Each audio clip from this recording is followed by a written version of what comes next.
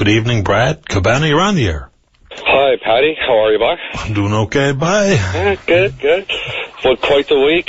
You must be stirring it up down there in St. John's. Excellent week. Well, I'm doing my best. Well, I feel really badly for Miss Michaels, I must say. Yes, I think that her caucus probably tried to do it quietly, but, maybe she felt her only defense was to go public with it. But in either case, it's incredible, really. The most popular leader in all of opposition leader in all of Canada.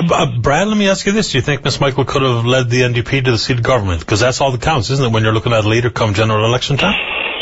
Well, I don't know if that is all that counts. I mean, I think should be. They're in for the wrong reason if it ain't. But anyway. Well, in a way, yes. But in another way, I mean, when you bludgeon your leader like that so publicly, and I think Miss Michaels is a fairly highly respected person. Of course.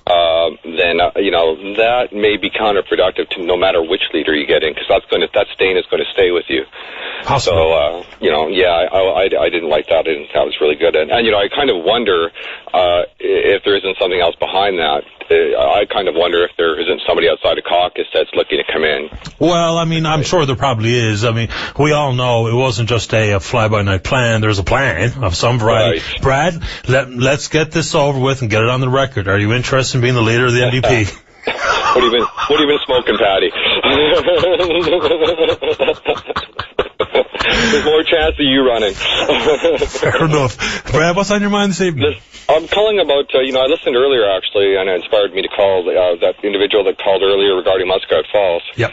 And he was saying that, he figured that the returns ought to go towards to the ratepayers and so forth. And, there was some kind of word, I think, from Nalcor that essentially this is going to make about $400 million a year. At one point, Minister Marshall, his finance position a while back, that was the number he used to use. Just popped in my head. Yeah, and I think that's fairly accurate, but the problem with that number is that number is based on taking that 1,500 megawatts out of Muskrat Falls under the water management, under the Upper Churchill, under the water management agreement, and that's not going to fly. So, well, as of yet, it's still flying, but there are challenges, including yours, which is back in Supreme Court tomorrow. Right. As I said out in the show, and I think I've been fairly consistent, politically, I don't think there's any stopping it. The only stops are legitimately in the court. Now, whether or not any of these actions will see the end of Muskrat Falls remains to be seen, given the fact there's no judgment. But politically, I don't think there's any case that's going to see the project shut down, but I don't know about the courts either, Brad. You have an opinion? I'm not as informed on the issue as you are, but I don't know. I don't know. I think you're 100% right when you say that there is no political action that will stop this. I 100% agree with you. I think I came to that conclusion myself about a year and a half ago after calling into open line shows for 2 years and saying, you know what, you can scream until you blow that vein in your forehead.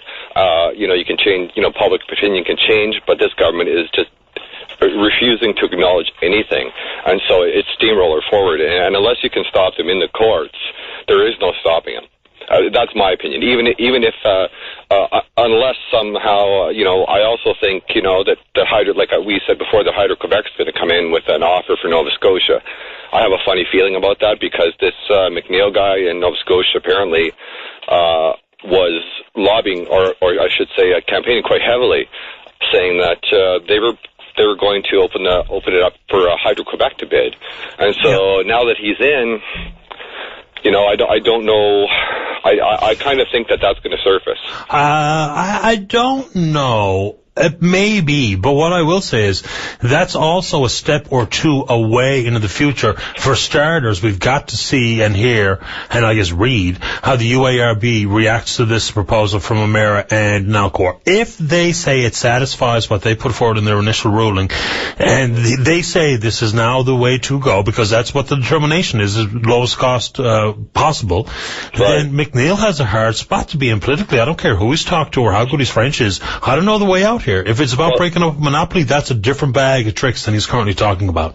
Right. Well, we're going in there with the first 200 to 225 essentially with no revenue. I won't say free because they have to build the line. So we'll get no revenue out of that for 35 years. And then the rest of it is the other 300 megawatts is being sold out, like we've talked about before, in the Massachusetts open market for an average price overall of between 5 and 6 cents a year.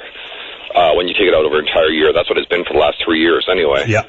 So then you're looking at selling, essentially when you blend those two rates together, you're looking at selling 500 megawatts of power to Nova Scotia for 3 to 3.5 cents a kilowatt. Even though the math is not in, this is going to be an annual forecast issue on terawatt hours. It's going to be averaged out, I would suggest, over the term, not a year to year. There's got to be some long-term covenant. That's how I read it. So the deal's either going to be for 24 years or 35 years, and it'll be an average annual forecast up front. It won't be on a day-to-day or month-to-month, quarter-to-quarter type of basis. But I understand your point. Okay. So you're going back to the courts tomorrow. But, I mean, you know what I'm saying.